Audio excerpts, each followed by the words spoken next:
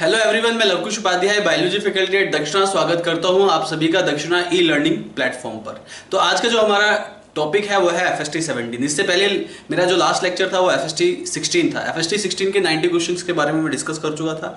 तो आज मैं डिस्कस कर रहा हूँ FST 17 के 90 क्वेश्चंस के बारे में। क्वेश्चन पेपर डिस्कस करने से पहले आपसे एक रिक्वेस्ट है कि आपके हाथ में क्वेश्चन पेपर होना चाहिए, पेन होना चाहिए, इसके अलावा एक नोटबुक भी होनी चाहिए, जिससे कि जो भी मैं यहाँ पे आपको सॉल्यूशन बताऊंगा, जो भी क्वेश्चंस के बारे में डिस्कस करूंगा, तो आप उसको अपनी नोटबुक में नोट डाउन कर सकते हैं। क्वेश्चन पेपर इसलिए होना चाहिए आपके पास क्योंकि जो क्वेश्चन पेपर मैं यहाँ पे रीड कर रहा हूँ उसको साथ के साथ आप भी जब भी ये वीडियो आप देख रहे हो तो उसको आप रीड करते रहें और समझते रहें उसके क्वेश्चन के ऑप्शंस को। तो स्टार्ट करते हैं क्वेश्चन नंबर 91 से। देखिए, तो क्वेश्चन नंबर 91 की बात करते हैं। देखिए, क्वेश्चन नंबर 91 में match the disease in column 1 with appropriate items. Column 1 को उनके एप्रोप्रिएट आइटम के साथ आपको मैच करना है। तो यहाँ पे जो कॉलम 1 है, यानी कि इसमें सबसे पहला ए जो ऑप्शन दिया है, ए में दिया है एमीबिएसिस। एमीबिएसिस मतलब, एमोबिएसिस का मतलब है ये एक डिजीज होती है जो कि कंटेमिनेटेड फूड को कंज्यूम करने से, कंटेमिनेटेड वाटर को कंज्यूम करने की वजह से होती है एमोबिएसिस, राइट। तो एमोबिएसिस जो होती है, राइट, इसको आप मैच करेंगे सेकंड पोर्शन से। Use only sterilised food and water, यानी कि आपको जो है स्टेरिलाइज्ड फूड और वाटर का कंज्यूम करना है। कंटेमिनेटेड फूड और वाटर कंज्यूम किया तो ये कंडीशन डेवलप हो जाती है एमीबिएसिस। तो ए को आप सेकंड के साथ मैच कीजिए। उसके बाद बी देखिए, डिप्थेरिया। डिप्थेरिया को आप डीपीटी वैक्सीन के साथ मैच कीजिए। ये जो डीपीटी वैक्सीन है ये diphtheria, pertussis and tetanus, 3 different disease के लिए कंबाइंड वैक्सीन बनाई गई है जिसको आप डीपीटी वैक्सीन बोलते हैं। तो डिप्थेरिया एक बीमारी है जिसके लिए डीपीटी का वैक्सीन दिया जाता है। Is that clear to all of you? तो यहाँ पे डिप्थेरिया को थर्ड ऑप्शन के साथ मैच कर लीजिए। उसके बाद सी ऑप्शन देखिए, कोलेरा। कोलेरा की अगर बात करें, कोलेरा को आप फोर्थ ऑप्शन के साथ मैच कीजिए। कोलेरा एक बीमारी है जिसमें कि जो कोलेरा में क्या होता है, बॉडी में डिहाइड्रेशन हो जाता है, राइट। तो यहाँ पे जो है डिहाइड्रेशन को कम करने के लिए बॉडी में ORT दिया जाता है। ORT मतलब ओरल रिहाइड्रेशन थेरेपी दिया जाता है। तो कोलेरा को फोर्थ के साथ मैच कीजिए। उसके बाद ऑप्शन डी देखिए, ऑप्शन डी यानी कि सिफिलिस। सिफिलिस को आपको मैच करना है 1 के साथ, यानी कि ट्रेपोनेमा पैलिडम के साथ। Treponema pallidum. सिफिलिस एक एसटीडी है, सेक्सुअली ट्रांसमिटेड डिजीज, और ये एक बैक्टीरियल इन्फेक्शन है जो कि ट्रेपोनेमा पैलिडम की वजह से होता है। तो ये क्वेश्चन नंबर 91 में ये जो मैंने मैचिंग कराए हैं इनको मैच कीजिए आप, और मैच करने के बाद फिर आप अपना ऑप्शन सेलेक्ट कीजिए। तो ऑप्शन इसमें जो आएगा मैच, अगर आप मैच करने के बाद ऑप्शन सेलेक्ट करते हैं तो second option will be the correct answer of question number 91। Question number 92 देखिए, competitive exclusion principal is given by. Competitive exclusion principal जो दिया था वो गोज ने दिया था। किसने दिया था? Gause, GAUSE, Gause competitive exclusion principle है, राइट। इसमें क्या होता है कि दो क्लोजली रिलेटेड स्पीसीज जो है सेम रिसोर्सेज के लिए कंपीट करती हैं। Is that clear? दो क्लोजली रिलेटेड स्पीसीज अगर उनका रिसोर्स सेम है, अगर सेम रिसोर्स को कंज्यूम करती है तो उसके लिए उनके बीच में कंपटीशन होता है। इसको आप बोलते हैं कॉम्पिटिटिव एक्सक्लूजन प्रिंसिपल। यानी कि वहां पे दो क्लोजली रिलेटेड स्पीसीज जब आपस में कंपीट करेंगी कॉमन रिसोर्स के लिए, तो क्या होगा कि जो सुपीरियर स्पीसीज होगी वो और जो इंफीरियर स्पीसीज होगी, दोनों स्पीसीज में कंपटीशन होने के बाद जो इंफीरियर स्पीसीज है वो एक्सटिंक्ट कर जाएगी, लेकिन सुपीरियर स्पीसीज सर्वाइव करेगी। आर यू गेटिंग और नॉट? सुपीरियर स्पीसीज जो है, जो ज़्यादा उसके अंदर क्या होगी, उसके अंदर ज़्यादा कैपेसिटी होगी, यानी कि उसके अंदर ज़्यादा स्ट्रेंथ होगी। जिसके अंदर ज़्यादा स्ट्रेंथ है कंपटीशन करने की वो एग्जिस्ट करेगी, और जिसके अंदर स्ट्रेंथ नहीं है कंपीट करने की, इंफीरियर स्पीसीज, वो जो क्या कर जाएगी, एक्सटिंक्ट कर जाएगी। इसे आज आप जो है exclusion principle, goes exclusion, competitive exclusion principal कहते हैं। ये क्वेश्चन नंबर 92 हो गया। क्वेश्चन नंबर 93 देखिए please. If decomposers are completely removed from ecosystem, the ecosystem functioning is badly affected because. Question number 93 का आएगा option number 3, mineral movement will be blocked. आपने पढ़ा होगा decomposition process, right. Decomposition process में एक step होता है जिसको आप बोलते हैं मिनरलाइजेशन। डिकम्पोजिशन में मिनरलाइजेशन टेक प्लेस करता है, यानी कि डिकम्पोज होने के बाद किसी भी जो बायोडिग्रेडेबल मटेरियल है उसके जो मिनरल्स हैं वो सॉइल में सेटल डाउन कर जाते हैं। इसको आप मिनरलाइजेशन कहते हैं। तो मिनरल्स जो हैं फ्री हो जाते हैं किसी भी ऑर्गेनिक मटेरियल से आफ्टर द डिकम्पोजिशन। तो ऑप्शन नंबर, क्वेश्चन नंबर 93 का option number 3 will be the correct, mineral movement will be block. Is that clear to all of you? यानी कि ये इनकरेक्ट स्टेटमेंट है। मिनरल्स की मूवमेंट होती है, उसमें मिनरल की मूवमेंट होती है, लेकिन इसने इनकरेक्ट स्टेटमेंट पूछा है तो ये इनकरेक्ट स्टेटमेंट आएगा, mineral movement will be blocked. ठीक, फॉर डिकम्पोजिशन। क्वेश्चन नंबर 94 देखिए, natural selection operates at the level of population. Population के लेवल पे नेचुरल सिलेक्शन ऑपरेट होता है, तो इसका आंसर सेकंड आएगा, यानी कि ऑप्शन नंबर 2। क्वेश्चन नंबर 95 में देखिए, ये इंडिया का मैप दिया हुआ है। इंडिया के मैप में यहाँ पे सबसे ऊपर आपको ए दिया है। ए ये कौन सी लोकेशन में, जम्मू कश्मीर में है, यानी कि ये जम्मू कश्मीर की कैपिटल क्या है, श्रीनगर। तो यहाँ पे जो आएगा आपका, इसको मैच कीजिए, आपका दाचिगम, ठीक है, दाचिगम, और ये रिजर्व्ड एरियाज हैं। क्या है ये, रिजर्व्ड एरियाज। दाचिगम जो है वो रिजर्व्ड एरिया है, और that is highly reserved area for the hangul. Hangul एक स्पीसीज होती है, इज दैट क्लियर। और ये कहाँ है, श्रीनगर में। उसके बाद बी ऑप्शन देखिए, बी ऑप्शन में आएगा आपका कंचनजंगा, और इसमें ये किसके लिए रिजर्व्ड है, रेड पांडा के लिए, और ये कहाँ पे है, सिक्किम में है। इसके बाद सी ऑप्शन देखिए, सी ऑप्शन में आएगा run of Kutch. Run of Kutch किसके लिए पॉपुलर है, एशियाटिक वाइल्ड एस के लिए, इसके लिए एशियाटिक वाइल्ड एस के लिए, और ये कहाँ पे है, गुजरात में। डी देखिए, डी ये केरला में है, साइलेंट वैली है ये, और ये जो पॉपुलर है किसके लिए रिजर्व, किसको रिजर्व करती है, ये lion tail macaque, lion tail macaque को रिजर्व करता है ये यहाँ पे, है ना। तो डी ऑप्शन में ये जो इसका आएगा आपका डी ऑप्शन आएगा, is that clear, this is in Kerala. तो ये मैंने आपको बता दिया। ए में दाचिगम हैंगुल श्रीनगर, बी में Kanchenjunga red panda Sikkim, C में Rann of Kutch Asiatic wild ass Gujarat, और डी में Silent Valley lion tail macaque, और ये कहाँ है, केरला में। उसके बाद क्वेश्चन नंबर 96 देखिए, which of the following leads two point mutation. इसमें पॉइंट म्यूटेशन कौन सी कंडीशन ऐसी है जो कि पॉइंट म्यूटेशन को डेवलप करती है। पॉइंट म्यूटेशन का मतलब होता है अगर एक particular nucleotide base, if a particular nucleotide base में कोई भी वहाँ पे एरर आ जाता है, न्यूक्लियोटाइड बेस चेंज हो जाता है या न्यूक्लियोटाइड बेस निकल जाता है, राइट, बात समझ में आ रही है। तो न्यूक्लियोटाइड, किसी एक पर्टिकुलर न्यूक्लियोटाइड बेस में कोई भी चेंज आता है उसे आप पॉइंट म्यूटेशन कहते हैं। तो ये चेंज इंसर्शन और डिलीशन, सब्स्टिट्यूशन तीनों की वजह से हो सकता है। इंसर्शन की वजह से भी हो सकता है, डिलीशन की वजह से भी हो सकता है, सब्स्टिट्यूशन की वजह से भी हो सकता है। So all of the above will be the correct answer of question number 96। Question number 97 देखिए, DNA differs from RNA with respect to. DNA RNA से डिफर करता है। दो डीएनए और आरएनए के स्ट्रक्चर में दो मेजर सिमिलैरिटीज हैं यहाँ पे जो ऑप्शन में दी है। एक तो शुगर, डीएनए में डिऑक्सीराइबोस शुगर होती है, आरएनए में राइबोस शुगर होती है, और दूसरा है पायरिमिडिन बेस। पायरिमिडिन बेस यहाँ पे थोड़ा चेंज होता है। पायरिमिडिन बेस में, डीएनए में पायरिमिडिन बेस थाइमिन होता है, वहीं आरएनए में जो पायरिमिडिन बेस होता है वो यूरासिल होता है। तो यहाँ पे जो आंसर आएगा ए एंड सी, यानी कि option 2 will be correct of question number 97। Question number 98 देखिए, regional and local variation within each biome lead to the formation of a wide variety of. किसी भी लोकल बायोम में, किसी भी biome में अगर कोई भी वेरिएशन देखा जाता है तो उससे डिफरेंट हैबिटेट डेवलप हो जाते हैं, wide variety of habitat develop हो जाती है। If there is any kind of regional or local variation in any biome that cause of development of different variety of habitat, so the answer will be habitat. Question number 98 का habitat will be the correct answer. Question number 99 देखिए, what is the expected for population to remain in genetic equilibrium? तो genetic equilibrium के लिए इसमें से कौन सा most expected है, ठीक है। जेनेटिक इक्विलिब्रियम के लिए कौन सा इसमें, मतलब इसने बोला है what is expected for a population to remain in genetic equilibrium.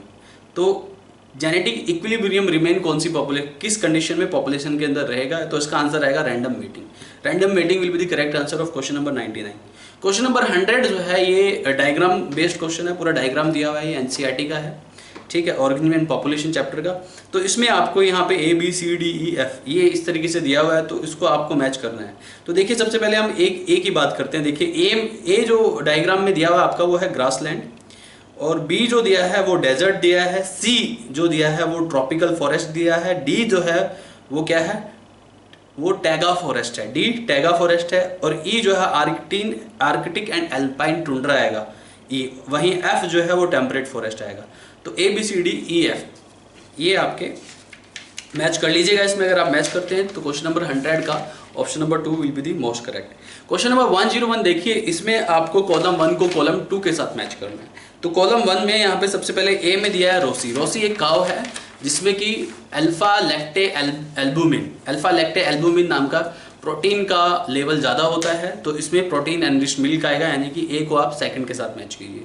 वहीं बी देखिए ELISA, enzyme linked immunosorbent assay, right, this is the ये एक डायग्नोस्टिक टेस्ट है जो कि मेनली HIV जैसी डिजीज़ के लिए इस्तेमाल किया जाता है, ठीक है। तो ये जो इस टेस्ट में होता क्या है, टेस्ट टू डिटेक्ट एंटीजन और एंटीबॉडी। ये एंटीजन और एंटीबॉडी को डिटेक्ट करने वाला टेस्ट है। तो बी का जो आएगा वो आप बी को थर्ड के साथ मैच कीजिए। वहीं सी देखिए आरओपी, आरओपी मतलब repressor of primer, is that clear? ROP repressor of primer, यानी कि सी को आप मैच करेंगे फोर्थ के साथ। किसके साथ मैच करेंगे? फोर्थ ऑप्शन के साथ, code for protein involve in plasmid replication. आपने क्लोनिंग वेक्टर वाला टॉपिक पढ़ा होगा, तो क्लोनिंग वेक्टर का आपने डायग्राम देखा होगा, PBR322। तो उसमें एक जीन होता है रोप, जिसको आप बोलते हो repressor of primer, and this is code for protein involve in plasmid replication के लिए जो प्रोटीन इन्वॉल्व होता है उसके लिए कोड करता है रोप, यानी कि रिप्रेसर ऑफ प्राइमर। वहीं ऑप्शन नंबर डी देखिए, एम्फाइसीमा। एम्फाइसीमा एक रेस्पिरेटरी डिसऑर्डर है और इसके लिए ये भी आपका बायोटेक्नोलॉजी एंड एप्लीकेशन वाला क्वेश्चन है। इसको आप मैच करेंगे अल्फा-1 एंटीट्रिप्सिन के साथ, यानी कि 1 के साथ मैच करेंगे इसको आप। तो यहाँ पे अल्फा-1 एंटीट्रिप्सिन इसके ट्रीटमेंट में इस्तेमाल किया जाता है। अगर आप सारे ऑप्शन मैच करके देखते हैं तो option 1 will be the correct answer of question number 101। Question number 102 देखिए, how many fishes in the list given below are not fresh water. इसमें से कौन सी ऐसी फिशेज नहीं है जो कि फ्रेश वाटर के अंदर पाई जाती हैं, यानी कि जो कि फ्रेश वाटर के अंदर पाई जाती है, यानी कि वो जो कि मैराइन वाटर में पाई जाती है, फ्रेश वाटर में नहीं पाई जाती। ये जो क्वेश्चन है ये strategies of enhancement in food production 12th class के एनसीईआरटी का बुक, एनसीईआरटी के चैप्टर का क्वेश्चन है। तो इसमें आपको ये देखना है कि इसमें जो फ्रेश वाटर नहीं है तो कौन कौन सी होगी। इसमें आएगी pomfret, hilsa, mackerel and sardine. Pomfret, hilsa, mackerel and sardine, ये चारों जो हैं यहाँ पे मराइन फिशेज हैं, ये फ्रेश वाटर फिशेज नहीं है। बाकी जो रेस्ट ऑफ द फिशेज हैं वो फ्रेश वाटर फिशेज हैं। Is that clear to all of you? तो यहाँ पे 102 में आएगा 4, क्योंकि 4 है pomfret, hilsa, mackerel and sardine. These all 4 are marine water fishes, these are not fresh water fishes. If these are not fresh water fishes, it means these 4 are marine water fishes. So answer will be the 4, यानी question number 102 का जो option आएगा आपका it will be 4। समझ आया? इसके बाद question number 103 ये जेनेटिक्स का क्वेश्चन है, प्रिंसिपल ऑफ इनहेरिटेंस का, लिंकेज का। इसमें बोला है इन Drosophila the yellow body colour gene and white I colour W showed 1.3%, यानी कि येलो बॉडी कलर और वाइट आई के बीच में जो रिकॉम्बिनेशन है 1.3% है। तो यहाँ पे रिकॉम्बिनेशन 1.3% है, यानी कि इसका लिंकेज ज़्यादा होगा, ठीक है। लेकिन जो ऑप्शन बी है white I colour and miniature wings के बीच में 37.2% रिकॉम्बिनेशन है। तो देखिए यहाँ पे एक जगह 37.2% रिकॉम्बिनेंट्स दिया हुआ है और दूसरी जगह 1.3% रिकॉम्बिनेशन दिया है। तो जहाँ पे 1.3% रिकॉम्बिनेशन है वहाँ पे लिंकेज ज़्यादा है। तो अगर जहाँ पे 1.3% रिकॉम्बिनेशन है तो लिंकेज ज़्यादा है, तो यही बताना है इसमें कि आपको कि इसमें राइट ऑप्शन कौन सा होगा। तो मैच कर लीजिए, 4th will be the right option W and Y, यानी कि वाइट आई कलर है and yellow body colour tightly linked, क्योंकि यहाँ पे सिर्फ 1.3% रिकॉम्बिनेशन है। देन W एंड M में यहाँ पे 37.2% रिकॉम्बिनेशन है, तो इसमें जो है लिंकेज कम होगा और पहले वाले में लिंकेज ज़्यादा होगा। तो 4th option will be the correct answer of question number 103। Question number 104 देखिए, when DNA is transcribed into mRNA, जब डीएनए को एमआरएनए में ट्रांसक्राइब करते हैं, usually the mRNA remain single stranded.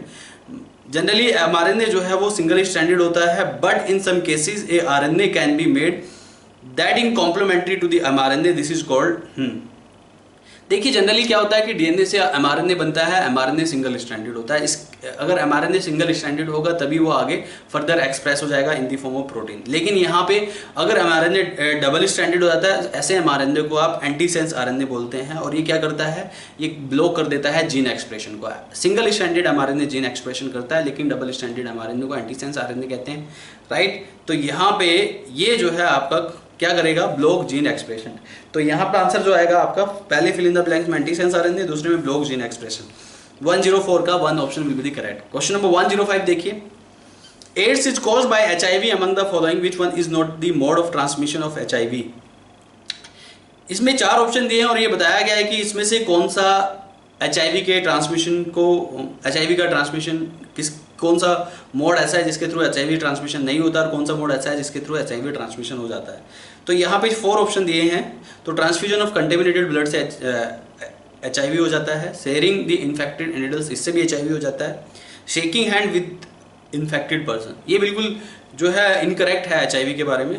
किसी से हाथ मिलाने से या किसी के साथ किसी को छूने से एचआईवी नहीं फैलता है। This is not like corona, this is HIV. तो एचआईवी में किसी से हैंड शेक करने से जो है एचआईवी नहीं फैलता है। राइट। तो यहाँ पे third option will be the correct. बाकी सब जितने भी तरीके हैं उन सब तरीकों से एचआईवी फैल जाता है। क्वेश्चन नंबर 106 देखिए, earth is an open system for energy.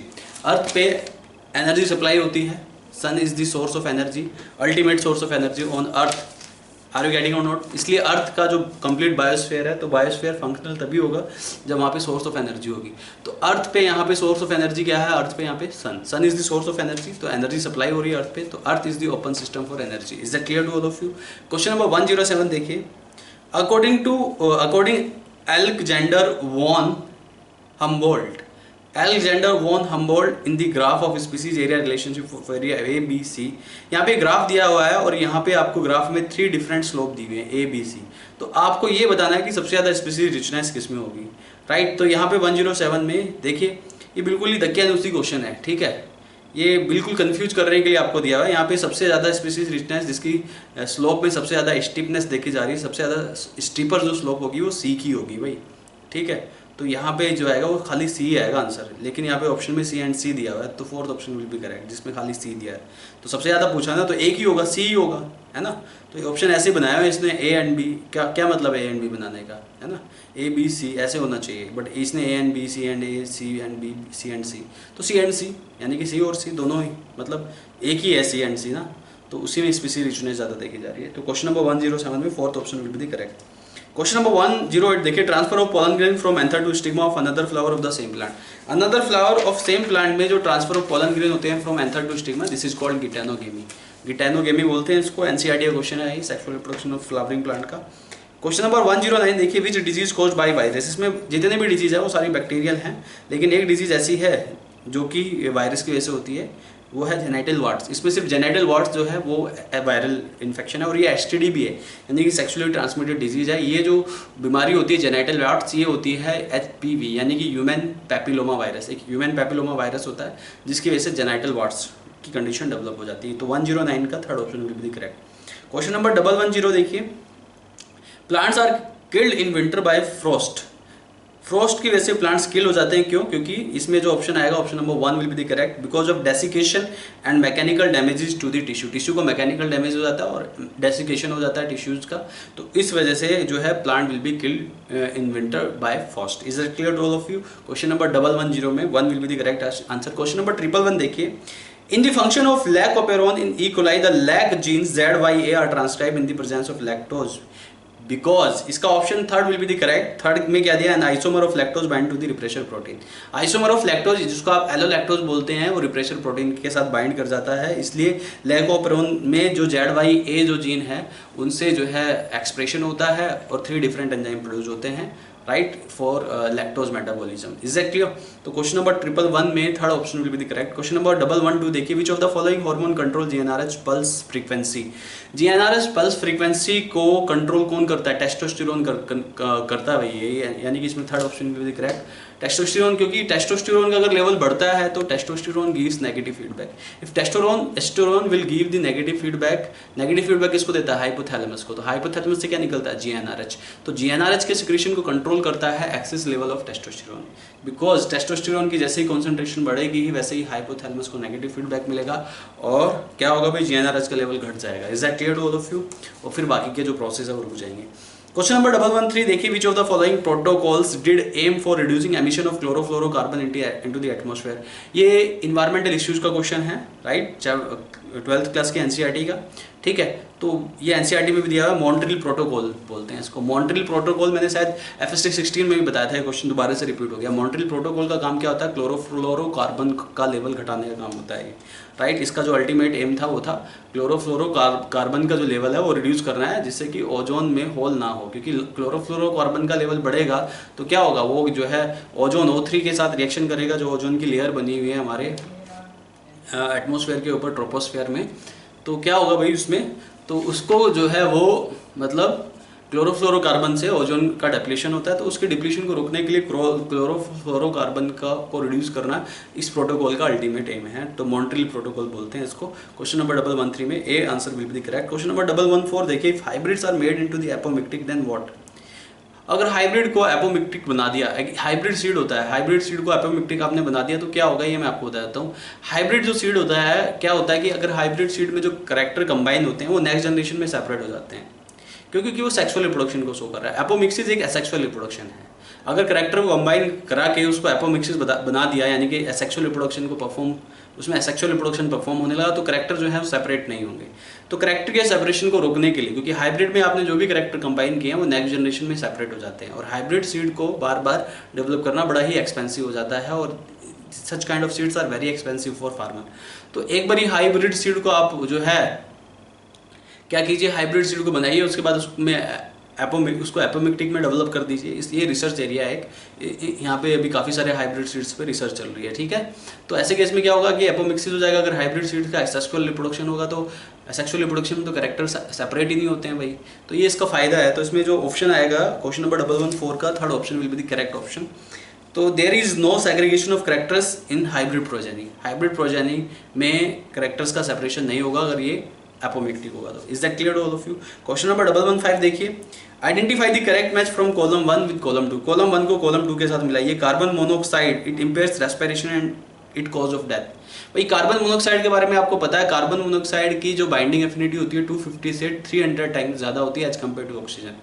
और वो कार्बन मोनोऑक्साइड जो है हीमोग्लोबिन के साथ कैसे बाइंड करता है? कार्बन मोनोऑक्साइड हीमोग्लोबिन के साथ इरिवर्सिबल बाइंड होता है, यानी कि वो परमानेंटली बाइंड कर जाता है हीमोग्लोबिन के साथ। तो हीमोग्लोबिन बॉडी में अगर नहीं बचेगा तो ऑक्सीजन सप्लाई नहीं हो पाएगी, पर्सन की डेथ हो जाएगी। Is that clear? तो कार्बन मोनोऑक्साइड को आप सी के साथ मैच कीजिए। वहीं ऑप्शन नंबर 2 देखिए, अनबर्न हाइड्रोकार्बन।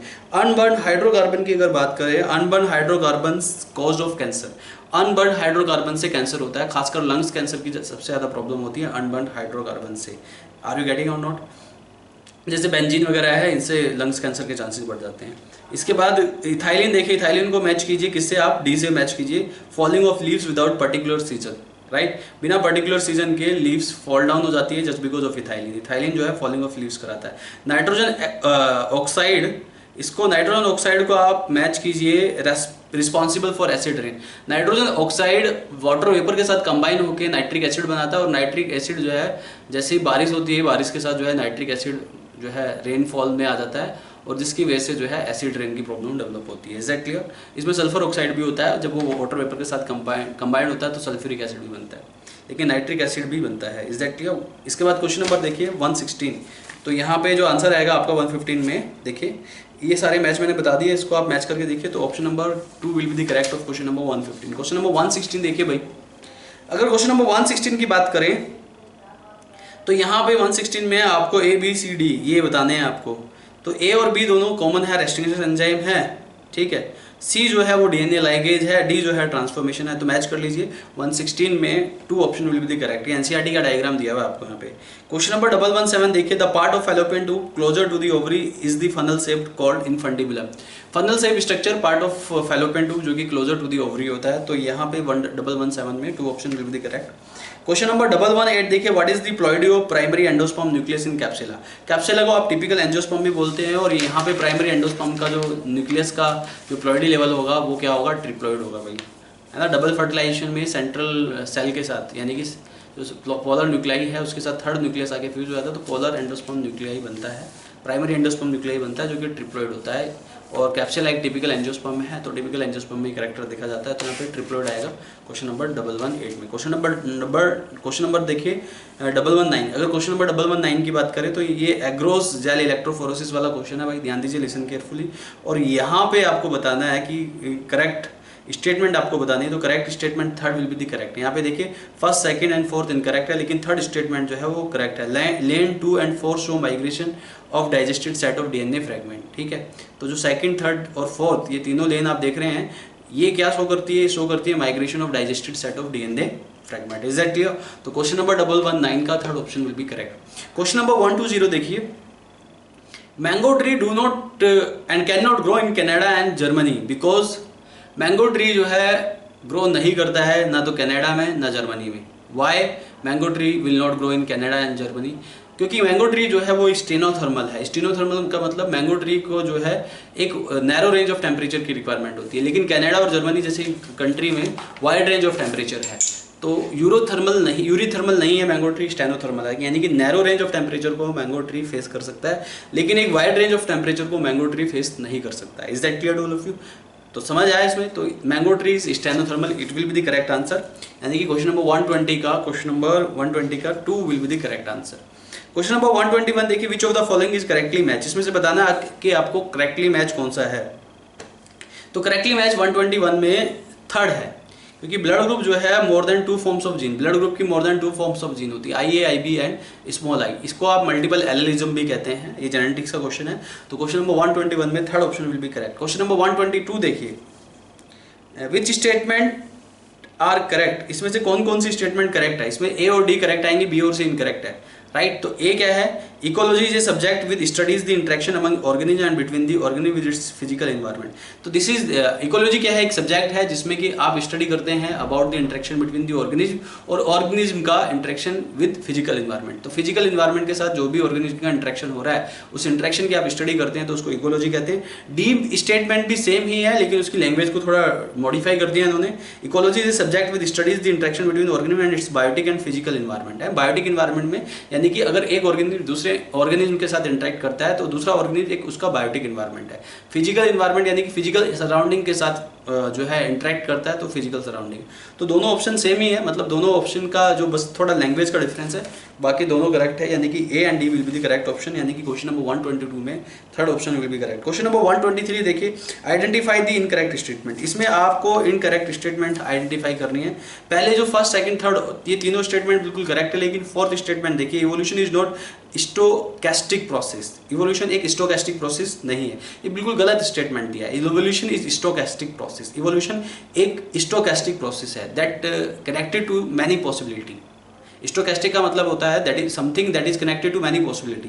ये एक ऐसा प्रोसेस है जो कि काफ़ी सारी संभावनाओं के साथ जुड़ा है। इवोल्यूशन किसी भी स्पीसीज का, किसी भी ऑर्गेनिज्म का जो होता है, उसके लिए के पीछे बहुत सारी क्या होती है, पॉसिबिलिटीज होती है। यानी कि आप कोई एक फैक्ट नहीं लगा सकते वहाँ पे इवोल्यूशन के पीछे बहुत सारी पॉसिबिलिटीज है। तो ऐसा प्रोसेस जिसके पीछे बहुत सारी पॉसिबिलिटीज है, यानी कि बहुत सारी संभावनाएं हैं, ऐसे प्रोसेस को आप स्टोकैस्टिक बोलते हैं। तो इवोल्यूशन तो ऐसा ही प्रोसेस है भाई, इवोल्यूशन में जो है स्टोकैस्टिक प्रोसेस है, यानी कि यहाँ पे बहुत सारी संभावनाएं जुड़ी हैं इवोल्यूशन से, बहुत सारे फैक्ट्स जुड़े हुए हैं। Is that clear to all of you related to the evolution? ये पूरा एविडेंस बेस्ड स्टडी होती है। क्या होती है? Evidence based study. एक्सपेरिमेंटली कहीं कहीं पे इसको आप प्रूव कर सकते हैं, इसके फैक्ट को कहीं कहीं पे एक्सपेरिमेंटली प्रूव नहीं कर पाएंगे। तो there are so many possibility for evolution process. तो if there is any process having so many possibility that you called stochastic process, तो evolution is stochastic process। यहाँ पे जो statement दिया evolution is not stochastic process, this is completely wrong statement। तो answer will be fourth of question number 123। question number 124 देखिए, the activated sludge pump into large tank, here other kind of bacteria which grow anaerobically digest the bacteria and fungi in the sludge, this process of sewage treatment perform in which tank? तो इसका question number 124 microbes in human welfare का question है ये, और 124 का जो answer आएगा आपका वो fourth answer will be the correct. Anaerobic sludge digester, पहले उसको एरोबिक स्लज डाइजेस्टर में डाला जाता है, is that clear to all of you? उसके बाद उसको एनारोबिक स्लज डाइजेस्टर में डाला जाता है। एनारोबिक स्लज डाइजेस्टर में इसलिए डाला जाता है क्योंकि वहाँ पे कुछ एनारोबिक माइक्रोब्स होंगे, उसको डिकम्पोज कर देंगे। Is that clear to all of you? तो anaerobic process anaerobic sludge digester में परफॉर्म किया जाता है। ये पूरी तरीके से एनारोबिक प्रोसेस के बारे में बात कर रहे हैं यहाँ पे, एनारोबिकली बोला ना, तो this is anaerobic sludge digester. बहुत ही आसान क्वेश्चन है, क्वेश्चन नंबर 124 का fourth answer will be the correct answer. Question number 125, ठीक है। क्वेश्चन नंबर 125 देखिए, in given ECG and T wave marks, ठीक है। तो ईसीजी दिया है PQRS T, चार टाइप की वेव दी है, P wave, QRS wave and T wave. तो T वेव क्या इंडिकेट करती है ये आपको बताना। T वेव इंडिकेट करती है एंड ऑफ वेंट्रिकुलर सिस्टोल को, किसको? एंड ऑफ वेंट्रिकुलर सिस्टोल को T वेव मार्क करती है। क्वेश्चन कई बार पूछा गया है प्रीवियस ईयर्स में, ठीक है। तो बहुत ही आसान क्वेश्चन है, एनसीईआरटी का डायग्राम उठा लिया गया है और ये एनसीईआरटी का स्टेटमेंट है कि जो टी वेव है वो end of ventricular systole, T wave ventricular systole का एंड करता है। Is that clear to all of you? Question number 126 देखिए भाई, Saccharomyces is used for production of what? Saccharomyces का जो इस्तेमाल किया जाता है वो वाइन प्रोडक्शन में इस्तेमाल किया जाता है, बेकरी प्रोडक्ट में इस्तेमाल किया जाता है। तो वाइन प्रोडक्ट का यहाँ पे एग्जांपल बियर दिया है और बेकरी प्रोडक्ट का एग्जांपल ब्रेड दिया है। तो क्वेश्चन नंबर 126 में third option will be the correct option, beer and bread. Is that clear to all of you? तो क्योंकि ये अल्कोहल और बेकरी प्रोडक्ट तैयार करने में हेल्प करता है। क्वेश्चन नंबर 126 का third option will be the correct. इसके बाद क्वेश्चन नंबर 127 देखिए, what is the function of methylase enzyme in E coli? E coli में मिथाइलेज एंजाइम का फंक्शन क्या होता है ये आपको बताना है। तो मिथाइलेज एंजाइम बैक्टीरियल डीएनए में मिथाइल को ऐड करता है। किसको ऐड करता है?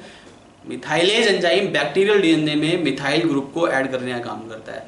और इस मिथाइल ग्रुप को ऐड क्यों कराया जाता है? बैक्टीरिया में क्या होता है एग्जैक्टली, जैसे हमारे पास बैक्टीरिया, हमारे पास इम्यूनिटी होती है, बैक्टीरिया के पास भी अपनी एक इम्यूनिटी होती है। बैक्टीरिया अपने आप को वायरस से प्रोटेक्ट करता है with the help of restriction enzyme and with the help of methylase.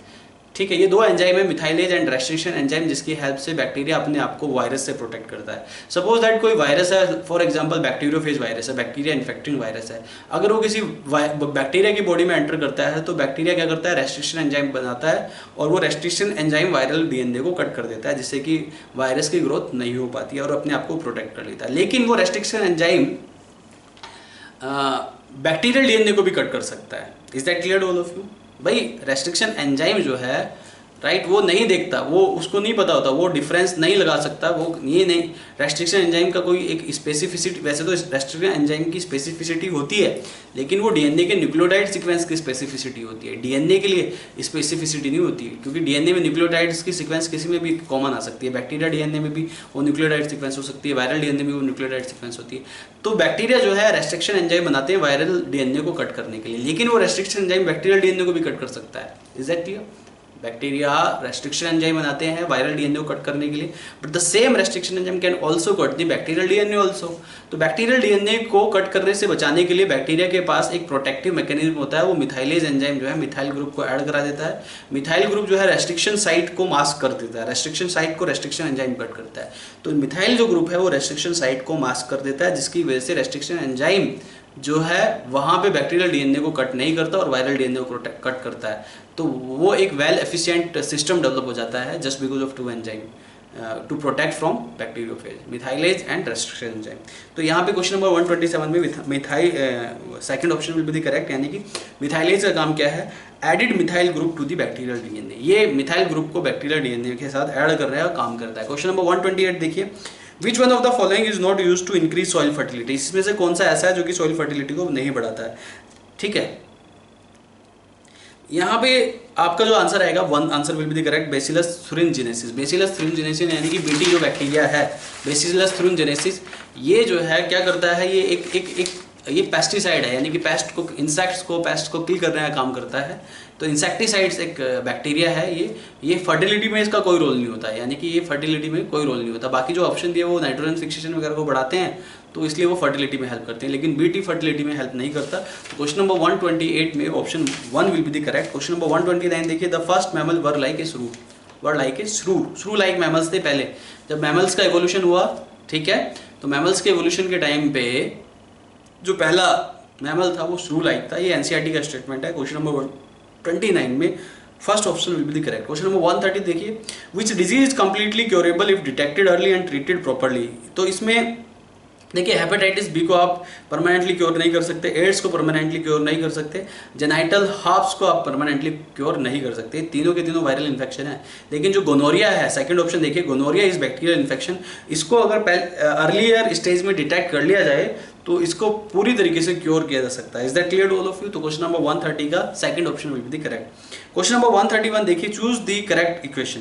Question number 131 में आपको करेक्ट इक्वेशन बतानी है। तो क्वेश्चन नंबर 131 में first equation is incorrect, second भी इनकरेक्ट है, थर्ड इक्वेशन इज करेक्ट। तो थर्ड इक्वेशन जो है dn upon dt equal to rn bracket में k minus n upon k, ये जो इक्वेशन है ये लॉजिस्टिक ग्रोथ इक्वेशन है। इसको क्या कहते हैं आप? Logistic growth equation, and this is the correct answer of question number 131। Question number 132 देखिए, nitrogen fixing microbe associated with azolla in rice field is. 132 देखिए, 132 में इसमें बताना है कि नाइट्रोजन फिक्सिंग बैक्टीरिया कौन सा है जो कि राइस फील्ड में इस्तेमाल किया जाता है। तो इसका आंसर आएगा एनाबीना। ये पहले भी कई बार क्वेश्चन पूछा जा चुका है, this is very important question. Anabaena जो है राइस फील्ड में नाइट्रोजन फिक्सेशन का काम करता है, जिससे कि राइस फील्ड में फर्टिलिटी पावर को बढ़ाता है, फर्टिलिटी को बढ़ाता है, किसकी? सॉइल की फर्टिलिटी को बढ़ाने में क्या काम करता है। क्वेश्चन नंबर 133 देखिए, consider area A, B and C. यहाँ पे 3 डिफरेंट एरिया दिए हैं, एक एरिया ए, दूसरा एरिया बी और तीसरा एरिया सी। तो इन तीनों एरिया के लिए कौन सा स्टेटमेंट करेक्ट होगा आपको ये बताना है। तो यहाँ पे देखिए, पहले मैं ए, बी और सी ये तीनों ड्रॉ कर देता हूँ, यहाँ पे ड्रॉ करके आपको मैं बताता हूँ। पहला दिया है एरिया ए, ये एरिया ए है, ये एरिया बी है। तो ध्यान दीजिए, क्वेश्चन में तीनों एरिया दिए हुए हैं और ये एरिया सी है। तो एरिया ए में क्या दिया भाई, x x x y y y z z z। भाई ये एक्स वाई जेड यहाँ पे इस क्वेश्चन में इसने बोला है कि जो एक्स वाई जेड है वो बर्ड्स स्पीसीज को इंडिकेट करता है, ठीक है। इसके अलावा दूसरा देखिए area B, X X Y Y by 2 2 3 3। ये जो नंबर्स आप देख रहे हैं, जो नंबर्स रिप्रेजेंट करते हैं यहाँ पे मैमल्स स्पीसीज को, 1 2 3 आर मैमल्स स्पीसीज और एक्स वाई जेड जो है बर्ड्स स्पीसीज है। ये है आपका ए, ये है बी और सी एरिया देखिए, area C, this is area C. यहाँ पे 3x, यहाँ पे 2, ये y, ये z, ये z, ये 3 और ये 2, इस तरीके से दिया हुआ है ना। तो ए बी सी तीनों एरिया को देखो और स्टेटमेंट 1 पढ़िए पहला, the area C contain highest species diversity. Area C contain highest species diversity, देखिए क्या एरिया सी में हाईएस्ट स्पीसीज डाइवर्सिटी है, ये आपको बताना है। तो ध्यान दीजिए यहाँ पे area C, this is area C, देखो यहाँ पे 2 3 x y z, यानी कि यहाँ पे बर्ड्स की ऑल पॉसिबल स्पीसीज है, मैमल्स की 2 स्पीसीज है, तो यहाँ पे टोटल मिला के 5 स्पीसीज है। जहाँ पे नंबर ऑफ स्पीसीज ज़्यादा होगी वहाँ पे डाइवर्सिटी ज़्यादा होगी। देखो एरिया ए में देखो सिर्फ बर्ड्स की स्पीसीज है 3 स्पीसीज, एरिया बी में देखो कितनी स्पीसीज है, टोटल 4 स्पीसीज है, एंड एरिया सी में यहाँ पे सिर्फ 3 स्पीसीज हैं और सारी की सारी बर्ड्स की हैं। यहाँ पे देखो यहाँ पे 4 डिफरेंट स्पीसीज हैं, बर्ड्स और मैमल्स की दोनों की मिला के, लेकिन यहाँ पे 5 स्पीसीज है। तो जहाँ पे जितनी ज्यादा स्पीसीज वहाँ पे डाइवर्सिटी भी उतनी ज्यादा। तो ए बी सी में सबसे ज्यादा डाइवर्सिटी है, तो ए स्टेटमेंट जो दिया है वो बिल्कुल करेक्ट दिया है, ठीक है। The area B have less species diversity than area A. B statement देखिए, बी में लेस स्पीसीज डाइवर्सिटी बोला है इसने देन एरिया ए, ये बिल्कुल गलत स्टेटमेंट दिया है, this is wrong. Area B में ए की कंपैरिजन में ज्यादा स्पीसीज है, इज दैट क्लियर। तो ये गलत स्टेटमेंट है। सी स्टेटमेंट देखिए, the area B have highest species diversity. Area B में हाईएस्ट स्पीसीज डाइवर्सिटी है, ये भी गलत दिया है क्योंकि एरिया में 4 स्पीसीज है, हाईएस्ट तो भाई सी में ना, इसमें हाईएस्ट है, हाईएस्ट सी में है, तो ये थर्ड स्टेटमेंट भी गलत स्टेटमेंट दिया, this is wrong statement. The third statement is wrong statement क्योंकि सी में हाईएस्ट स्पीसीज डाइवर्सिटी है। अब हमारी जो लास्ट स्टेटमेंट है वो है the area B have more species diversity than area A. Area B में स्पीसीज डाइवर्सिटी ए से ज्यादा है, हाँ बी में भाई ए से ज्यादा है, तो ये स्टेटमेंट सही दिया। तो ए और डी यहाँ पे 2 स्टेटमेंट सही है, तो answer will B 2, will be the right answer of this question. Question number 133 में का जो ऑप्शन राइट आएगा वो आएगा थर्ड, क्योंकि 2 statement are correct, is that clear. तो क्वेश्चन नंबर 134 देखिए, 134 which of the following is an example of mutation breeding. Mutation breeding का इन चारों में जो एग्जांपल है वो है पूसा लहरमा, इसको एमएस स्वामीनाथन ने प्रोड्यूस किया था म्यूटेशन ब्रीडिंग मेथड से, is that clear. Pusa Lerma is the right answer of question number 134। Question number 135 देखिए, choose the correct match for food chain. Food chain के लिए करेक्ट मैच बताना आपको। Percentage of energy transfer, energy transfer का जो percentage होता है वो हमेशा आपने पढ़ा होगा 10% लो, तो वो कांस्टेंट ही रहता है। तो फर्स्ट को आप सी से मैच कीजिए। सेकंड स्टेटमेंट देखिए, अमाउंट ऑफ एनर्जी वो ट्रॉफिक लेवल में घटती रहती है, तो सेकंड को आप बी से मैच कीजिए। थर्ड देखिए, रेस्पिरेटरी कॉस्ट, रेस्पिरेटरी कॉस्ट जो होती है वो बढ़ती रहती है, is that clear. Respiratory cost भी बढ़ती रहती है, तो थर्ड का ए आंसर आएगा, यानी कि थर्ड का को आप ए से मैच कीजिए, ठीक है। फोर्थ को किससे मैच करेंगे आप, इंटेंसिटी ऑफ कंपटीशन, बी से मैच कीजिए, कंपटीशन की इंटेंसिटी घटती जाती है, ठीक है। तो ये बी से मैच कीजिए आप फोर्थ में, ठीक है। तो इन सबको मैच करके देखिए, तो क्वेश्चन नंबर 135 में, क्वेश्चन नंबर 135 का fourth option will be the correct option. उसके बाद क्वेश्चन नंबर 136 देखते हैं, ध्यान दीजिए please. Next is question number 136, which of the following is incorrect for Mullerian mimicry. Mullerian mimicry के लिए इसमें से कौन सा इनकरेक्ट है आपको बताना है। आपके पास चार ऑप्शन दिए हैं यहाँ पे। पहला है mimic and model both get benefit, it is kind of protective mimicry, 2 और मोर अनपैलेटेबल स्पीसीज शो रिजेम्बलेंस। चौथा ऑप्शन है टेस्टफुल स्पीसीज रिजेम्बल्स ए डिसटेस्टफुल स्पीसीज। इसमें पीछे के जो 3 ऑप्शन दिए हैं आपको, it is a kind of protective mimicry, ये एक तरह की प्रोटेक्टिव मिमिक्री है। मुलेरियन मिमिक्री का एक एग्जांपल मैं आपको और बता देता हूँ। कभी कभी क्या होता है कि जो नॉन पॉइजनस स्नेक होते हैं, दे मिमिक लाइक पॉइजनस स्नेक, ये एक एग्जांपल है। यानी कि वो ऐसे मिमिक करते हैं, उनकी मिमिक्री ऐसे होती है कि जैसे वो पॉइजनस है, और जो प्रेडेटर होता है उन पे अटैक नहीं करता, उनको पॉइजनस समझ के। Is that clear? तो ये एक प्रोटेक्टिव टेक्निक है। क्या है ये? एक प्रोटेक्टिव मिमिक्री है, यानी कि अपने आप को कैसे प्रोटेक्ट करना है। कुछ एनिमल्स में भी देखी जाती है और कुछ प्लांट्स में भी देखी जाती है। Is that clear? तो इसमें जो ऑप्शन है सेकंड, थर्ड, फोर्थ, ये तीनों ऑप्शन करेक्ट है। ये जो ऑप्शन नंबर 1 है ये इनकरेक्ट है। Mimic and model both gain benefit, ये बिल्कुल गलत है। यानी कि जो मिमिक्री कर रहा है वो, और जो मॉडल किसकी मिमिक्री कर रहा है, मॉडल मतलब वो किसकी मिमिक्री कर रहा है, वो दोनों बेनिफिशियल होते हैं। नहीं, इसमें सिर्फ मिमिक जो होता है, जो मिमिक्री करने वाला है वो बेनिफिट होते हैं, बेनिफिटेड होते हैं, अपने आप को प्रोटेक्ट कर लेते हैं, लेकिन मॉडल को इससे कोई बेनिफिट नहीं होता है। ठीक है, तो क्वेश्चन नंबर 136 का first option will be the right answer, यानी कि ये स्टेटमेंट इनकरेक्ट है। क्वेश्चन नंबर 137 देखिए, syngamy means fusion of gametes.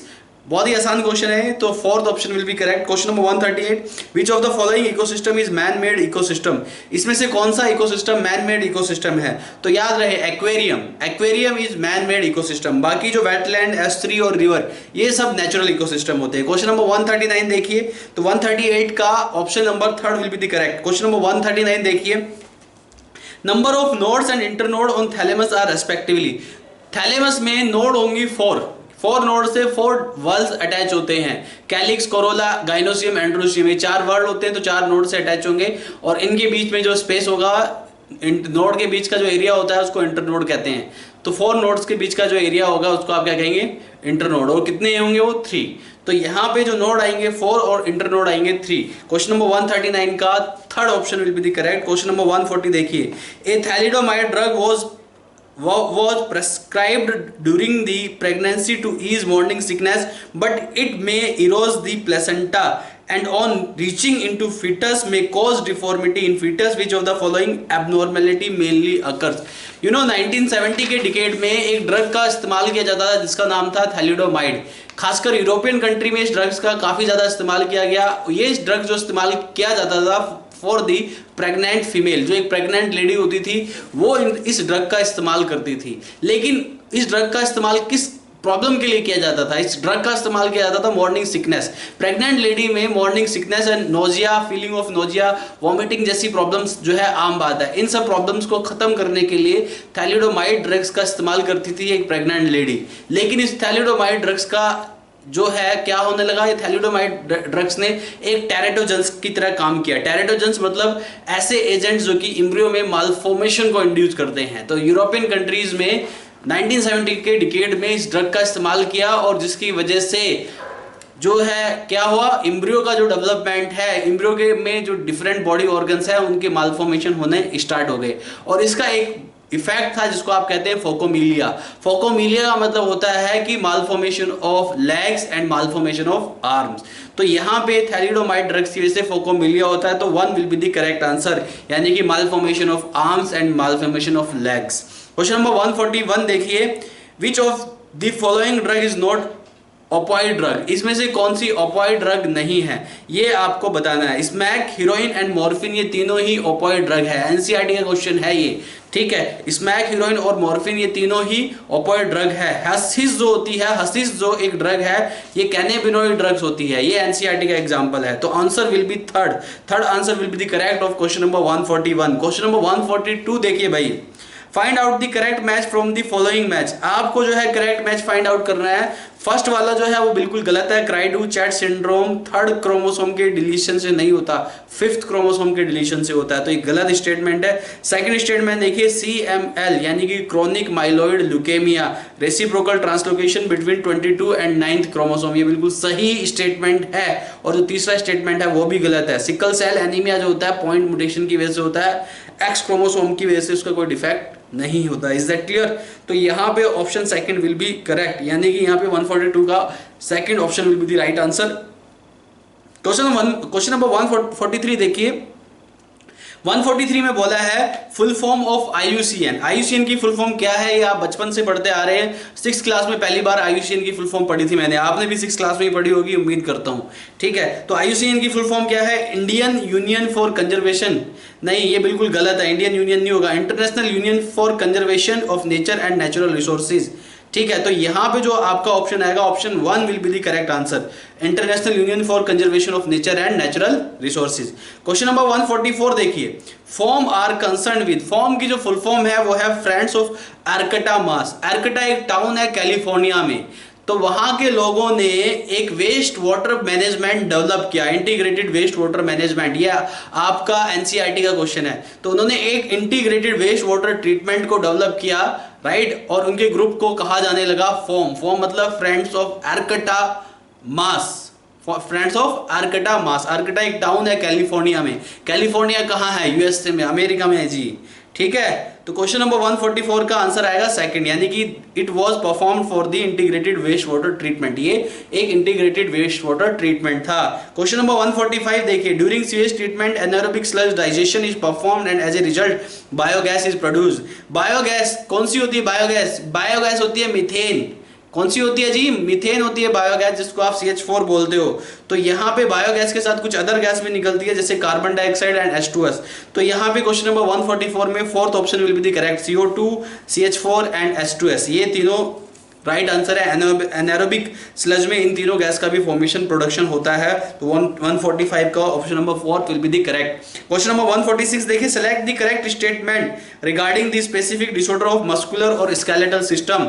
तो यहाँ पे आप तीनों स्टेटमेंट पढ़िए, फर्स्ट, सेकंड एंड थर्ड। ये तीनों स्टेटमेंट ही गलत है, आप पढ़िएगा आपको पता चल जाएगा। क्वेश्चन नंबर, ये जो फोर्थ स्टेटमेंट है, फोर्थ स्टेटमेंट देखिए बिल्कुल राइट स्टेटमेंट है। First, second, third statement is incorrect, fourth statement is right, so the answer will be fourth. Fourth में क्या दिया है जी? Osteoporosis, decrease in bone mass and higher chances of fracture with advancing age. जैसे जैसे किसी person की as बढ़ती है, वो सीनियर सिटीजन बनता जाता है, ओल्ड एज हो जाती है, तो उसकी जो हड्डियां हैं वो जवाब दे देती है, उसकी हड्डियां वीक पड़ जाती है, उसकी हड्डियां से कैल्शियम का रिमोबिलाइजेशन हो जाता है और हड्डियां वीक पड़ जाती है। इस कंडीशन को आप ऑस्टियोपोरोसिस कहते हैं, क्योंकि हड्डियों का मास जो है रिड्यूस हो जाता है, बोन्स का मास रिड्यूस हो जाता है with advance age. Is that clear to all of you? Question number 147 देखिए, Murrah is the productive breed of buffalo. Buffalo की, यानी कि कुछ लोग ये जो क्या कहते हैं, मुर्रा जो है ये बफेलो की प्रोडक्टिव ब्रीड है। Is that clear? तो इसमें क्वेश्चन नंबर 147 का fourth answer will be correct. Buffalo की जो है प्रोडक्टिव ब्रीड है कौन सी? बफेलो की प्रोडक्टिव ब्रीड कौन सी है? मुर्रा है भाई। कौन सी है जी? मुर्रा। तो fourth option will be the correct. Question number 148 देखिए, how many structure in the list given below are haploid. इसमें से कितने स्ट्रक्चर हैप्लॉइड है? देखो जी, आप टिक मार लो कौन कौन से है, मैं बता रहा हूं आपको, टिक कर लीजिए। स्पर्मेटिड है, सेकेंडरी साइट है, प्राइमरी स्पर्मेटोसाइट नहीं है, ओवम है, स्पर्म है, उगोनिया नहीं है, स्पर्मेटोगोनिया नहीं है, पोलर बॉडी है। तो गिन लो जी, 1 2 3 4 5, 1 2 3 4 5, 5 will be the correct answer, यानी क्वेश्चन नंबर 148 में fourth will be the correct option. Question number 149 देखिए, enters via contaminated food plus water sustain high fever diagnosed by Widal test. ये Widal test perform किया जाता है typhoid के लिए भाई। कौन सा बीमारी? टाइफॉइड। टाइफॉइड एक बीमारी है जिसके लिए विडाल टेस्ट परफॉर्म किया जाता है, और ये बीमारी कंज्यूम करने से होती है कंटेमिनेटेड फूड एंड वाटर, और इसमें हाई फीवर सस्टेन रहता है, सस्टेन हाई फीवर। तो क्वेश्चन नंबर 149 का second option will be the correct. ये पूरा टाइफॉइड के बारे में दिया। क्वेश्चन नंबर 150 देखिए, sum total of all ecosystem present on earth is called, या तो बायोस्फीयर कहेंगे या ग्लोबल इकोसिस्टम कहेंगे। So the fourth option will be correct, 2 and 3। ठीक है जी। क्वेश्चन नंबर 151 देखिए, 151 में ये पूरा डायग्राम दिया है आपको। क्या दिया है? ये डायग्राम दिया है आपका इको जो इन्वायरमेंटल इश्यू वाले चैप्टर का। ध्यान से देखो, इसमें कर्व ए दी है, कर्व बी दी है। Curve A represent the dissolve oxygen और curve B represent the BOD, biochemical oxygen demand. जैसे जैसे डिसॉल्व ऑक्सीजन बढ़ेगी वैसे वैसे बीओडी घट जाएगी। तो curve A indicate dissolve oxygen, curve B indicate BOD. NCERT के डायग्राम का क्वेश्चन है, तो बहुत आसान है, यानी कि इसका option number 2 will be the correct. Question number 152 देखिए, why predators in nature are prudent. Predators का नेचर प्रूडेंट क्यों होता है? प्रूडेंट मतलब होता है समझदार होना। Is that clear? समझदार होना होता है या चतुर होना होता है प्रूडेंट का मतलब। ये जो है प्रेडेटर जितने भी होते हैं बड़े समझदार किस्म के प्राणी हैं जी।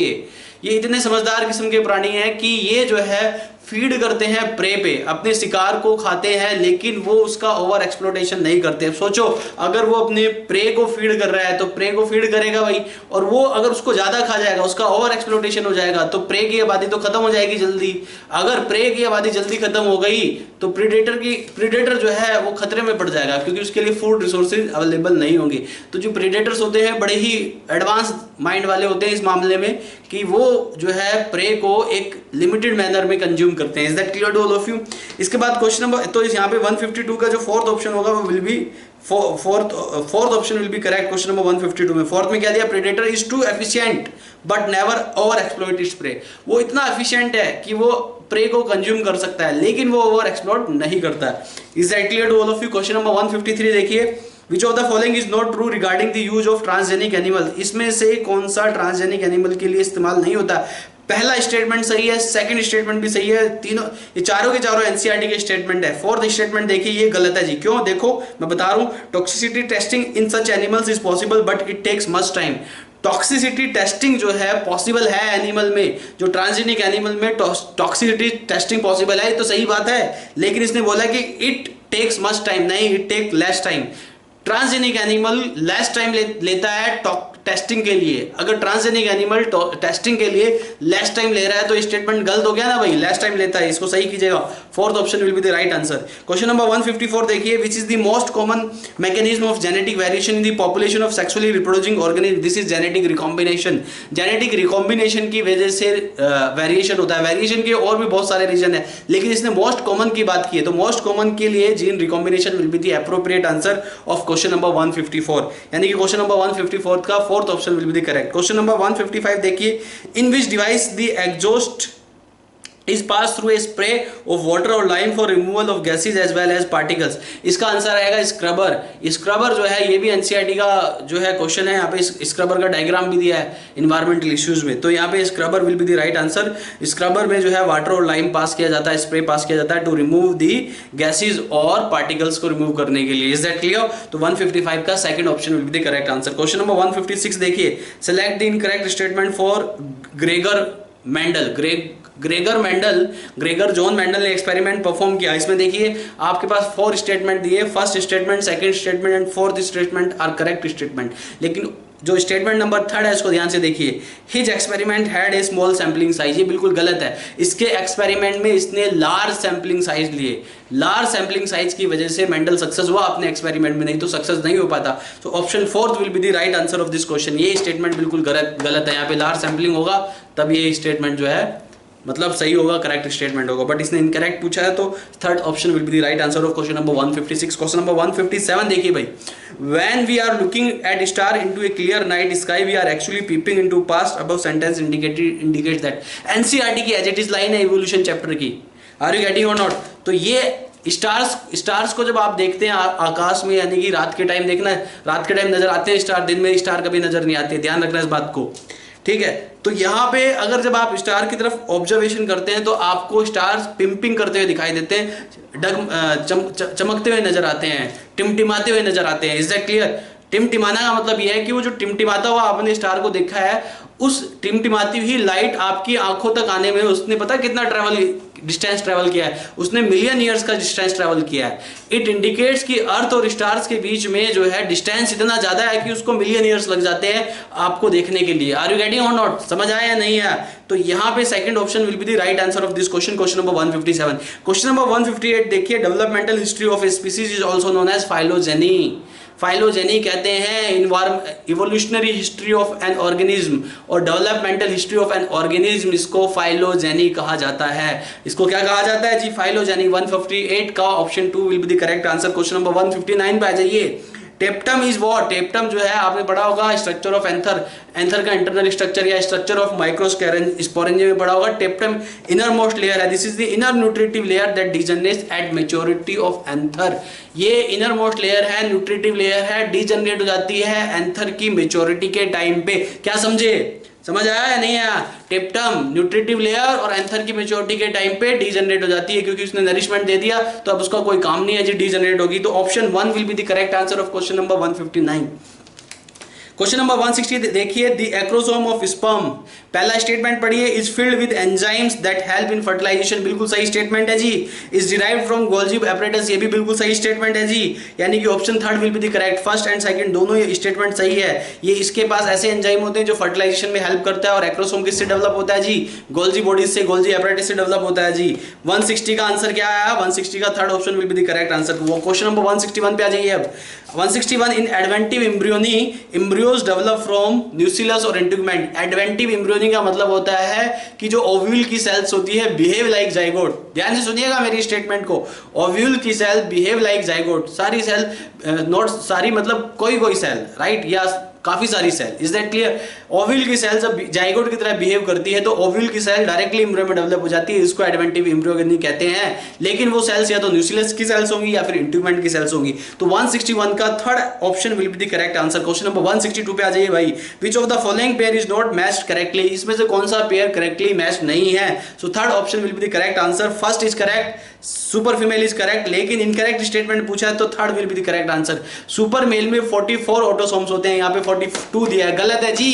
44 ऑटोसोम होते हैं, यहाँ पे 42 दिया है, गलत है। 44 आना चाहिए, तो गलत हो गया यहीं पे। बाकी एक्स डबल वाई, इसमें डबल वाई क्रोमोसोम होते हैं, ये बात समझ आती है, ठीक है। लेकिन 42 ये ऑटोसोम का नंबर गलत है, 44 आना चाहिए, तो इनकरेक्ट स्टेटमेंट ही पूछा है इसने। So option third will be the correct answer of question number 162। Question number 163 पे आ जाइए। Aspergillus Niger is used in the production of citric acid. Aspergillus Niger microbes in human welfare का question है भाई, house hold product का question है ये। तो जो एस्परगिलस नाइगर है वो सिट्रिक एसिड बनाने का इस्तेमाल, सिट्रिक एसिड को बनाने के लिए इस्तेमाल किया जाता है। Is that clear to all of you. Question number 164 पे आ जाइए। तो 163 का जो ऑप्शन होगा वो fourth option will be the correct option, यानी कि यहाँ पे सिट्रिक एसिड आएगा। क्वेश्चन नंबर 164 पे आ जाइए। Given below some assisted reproductive technology, ART बोलते हैं, assisted reproductive technology, which of the following techniques are related with in vitro fertilization. Assisted reproductive technology में इन विट्रो फर्टिलाइजेशन आता है, तो आपको बताना है कि इसमें से कौन सी टेक्नोलॉजी इन विट्रो फर्टिलाइजेशन में इस्तेमाल की जाती है। तो देखिए ए ऑप्शन देखिए, जिफ्ट, जाइगोट इंट्राफेलोपियन ट्रांसफर, ये इन विट्रो फर्टिलाइजेशन में इस्तेमाल किया जाता है, करेक्ट है जी। बी ICSI, ये भी इन विट्रो फर्टिलाइजेशन में इस्तेमाल किया जाता है। ICSI का मतलब होता है इंट्रासाइटोप्लाज्मिक स्पर्म इंजेक्शन। इसके बाद सी इन विट्रो फर्टिलाइजेशन में नहीं आता। डी ऑप्शन देखिए IUT, इंट्रायूटेराइन ट्रांसफर, ये भी इन विट्रो फर्टिलाइजेशन में आता है। ई इन विट्रो फर्टिलाइजेशन में नहीं आता है। जिफ्ट, ICSI और IUT, ये तीनों ही स्टेटमेंट इन विट्रो फर्टिलाइजेशन में आता है। तो answer will B A, B and D, यानी कि यहाँ पे third option will be the correct. Question number 165 पे आइए। इन बैक्टीरिया, बैक्टीरिया में देखिए पहला ही स्टेटमेंट सही है इसका, बाकी जो सेकंड थर्ड फोर्थ है वो इनकरेक्ट स्टेटमेंट है। पहले स्टेटमेंट में बोला है transcription and translation take place in same place, cytosol. भाई बैक्टीरिया में आपको पता होना चाहिए प्रोकैरियोटिक सेल होती है और उसमें न्यूक्लियस तो होता ही नहीं है, और अगर न्यूक्लियस नहीं होगा तो ट्रांसक्रिप्शन कहाँ होगा, साइटोप्लाज्म में। यूकैरियोटिक सेल में ट्रांसक्रिप्शन कहाँ होता है, न्यूक्लियस में होता है, लेकिन ट्रांसलेशन साइटोप्लाज्म में होता है। लेकिन बैक्टीरिया में न्यूक्लियस नाम की कोई चीज नहीं है, तो दोनों एक ही जगह हो जाएंगे, ट्रांसक्रिप्शन भी ट्रांसलेशन भी, साइटोसोल कहेंगे उसको। Is that clear to all of you. तो क्वेश्चन नंबर 165 का one option will be the correct right answer. Question number 166 पे आइए। Consider the following four statement A to D and select the option which includes all the correct ones only. आपको correct statement बतानी है, चारों statement पढ़ लीजिए। Statement number 1 देखिए, transforming principle explained bye Griffith was later identified as DNA। Transforming principle experiment Griffith ने perform किया था और बताया था कि वो जो जेनेटिक मटेरियल का जो है ट्रांसफॉर्मेशन उसने प्रूफ किया था, बाद में प्रूफ हुआ कि वो ट्रांसफॉर्मेशन DNA की वजह से हुआ है। तो ये बिल्कुल राइट है स्टेटमेंट है। स्टेटमेंट बी देखिए, histone are rich in acidic amino acid, सरासर गलत है, ये बिल्कुल गलत है, ये स्टेटमेंट बिल्कुल सही नहीं है। Histones are rich in basic amino acid, और ये लाइसिन बेसिन होता है, आर्जिनिन बेसिन होता है, पागल बना रहा है, एसिडिक बोल रहा है। Is that clear? ये एसिडिक नहीं होगा भाई। B answer will be D क्या होगा इसमें, इनकरेक्ट स्टेटमेंट होगा जो बी स्टेटमेंट है। सी स्टेटमेंट देखिए, in RNA every nucleotide has OH group present at second position of ribose, ये बिल्कुल करेक्ट स्टेटमेंट है, सेकंड पोजीशन पे ही प्रेजेंट होता है OH ग्रुप, याद रहे। स्टेटमेंट डी देखिए, in a double stranded DNA the two chains have antiparallel polarity, ये स्टेटमेंट भी सही है। तो यहाँ पे बी स्टेटमेंट को छोड़ के सारी स्टेटमेंट सही है, तो answer will B A, C and D। देखिए A, C एंड D किसमें बैठ रहा है आपका, option number fourth will be the correct option, क्योंकि A, C, D दिया है इसमें। तो 166 में option fourth will be the correct answer. Question number 167 पे आ जाइए भाई। The main challenge for production of insulin using rDNA recombinant DNA technique, सबसे बड़ा चैलेंज आया इंसुलिन को बनाने में। भाई इंसुलिन में कितने टाइप के पेप्टाइड पाए जाते हैं, एक मेच्योर इंसुलिन में 2 टाइप के पेप्टाइड पाए जाते हैं, एक A पेप्टाइड, दूसरा B पेप्टाइड। A पेप्टाइड और B पेप्टाइड को साइंटिस्ट ने लेबोरेटरी में डेवलप तो कर लिया, लेकिन मेजर चैलेंज उनके सामने ये था कि उनको जोड़े कैसे, क्योंकि उनको जोड़ना बहुत जरूरी है, डाइसल्फाइड बॉन्ड से कनेक्टेड होते हैं और B पेप्टाइड, तो सबसे बड़ा चैलेंज उनको जोड़ने में आया, यानी कि fourth statement, fourth option will be the correct answer of question number 167। देखिए, getting insulin assembled into a mature form, insulin को मेच्योर फॉर्म में असेंबल करने में जो है बड़ी मशक्कत हुई। Is that clear to all of you? तो 167 का fourth option will be the correct. Question number 168 देखिए, IARI New Delhi has release several vegetable crop that are rich इन, ये एनसीईआरटी की स्टेटमेंट है, vitamin and minerals, vitamin and mineral rich crops का production कराया IARI की full form क्या है?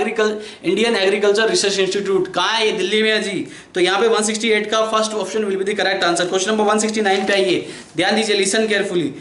Question number 169, it is not a non-communicable disease spread due to conscious behavior pattern, B statement, C statement, loss of contact inhibition, D statement, shows metastasis। how many of the above statement are not correct about AIDS? इसमें से कौन कौन सी statements ads के लिए correct नहीं है? तो देखो, statement C, loss of contact inhibition, this is the statement for cancer.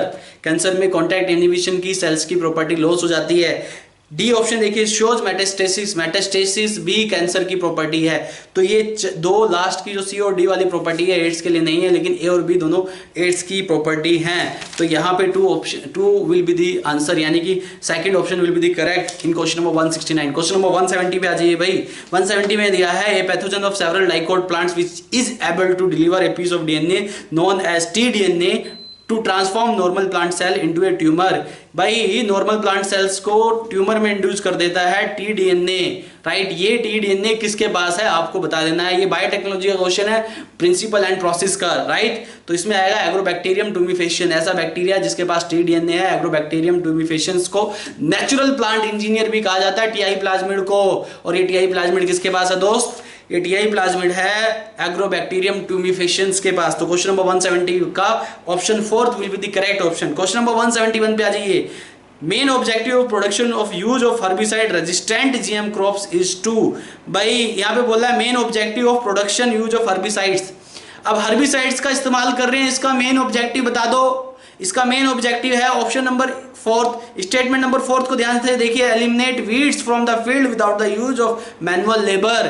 अगर आप किसी जेनेटिकली मॉडिफाइड क्रॉप्स को हर्बिसाइड्स बना देते हैं तो यहाँ पे मैनुअल लेबर नहीं लगेगी, यहाँ पे लोगों को वीड्स को रिमूव करने के लिए काम नहीं करना पड़ेगा खेतों में। वीड्स ऑटोमेटिकली रिमूव हो जाएंगे, क्योंकि ऑटोमेटिकली इसलिए रिमूव हो जाएंगे क्योंकि जो आप क्रॉप्स इस्तेमाल कर रहे हो वो हर्बिसाइड्स है, अपने आसपास वीड्स को ग्रो नहीं होने देगी। तो यहाँ पे fourth option will be the correct answer of question number 171। Is that clear to all of you? अब आ जाइए क्वेश्चन नंबर 172 पे।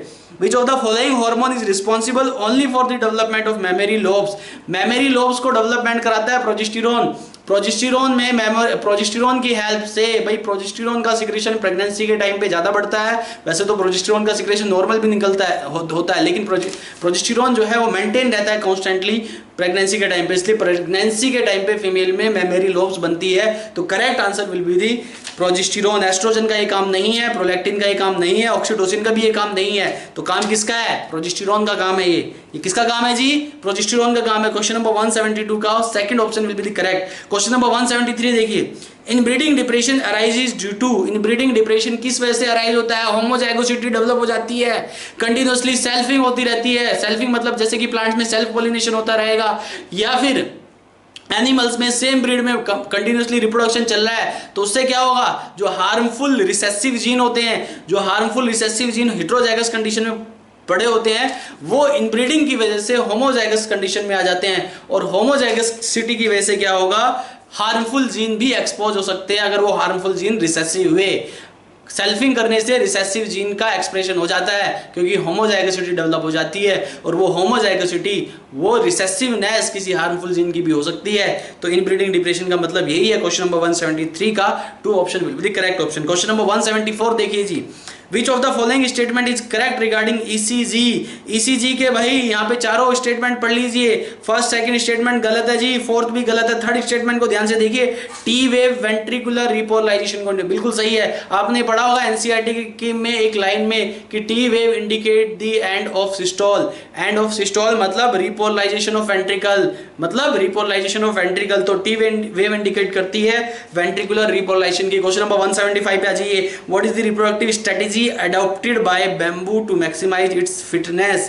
इसमें से कौन सी रिप्रोडक्टिव स्ट्रेटेजी है जो कि बैम्बू में होती है? बैम्बू एक प्लांट है, ये आपका एनसीईआरटी का चैप्टर 1 रिप्रोडक्शन इन ऑर्गेनिज्म का क्वेश्चन है। बैम्बू का लाइफ स्पैन 550 to 100 ईयर्स होता है, वो जिंदगी में एक ही बार रिप्रोडक्शन करता है, इसमें कोई सेंसेंट फेज नहीं होती है।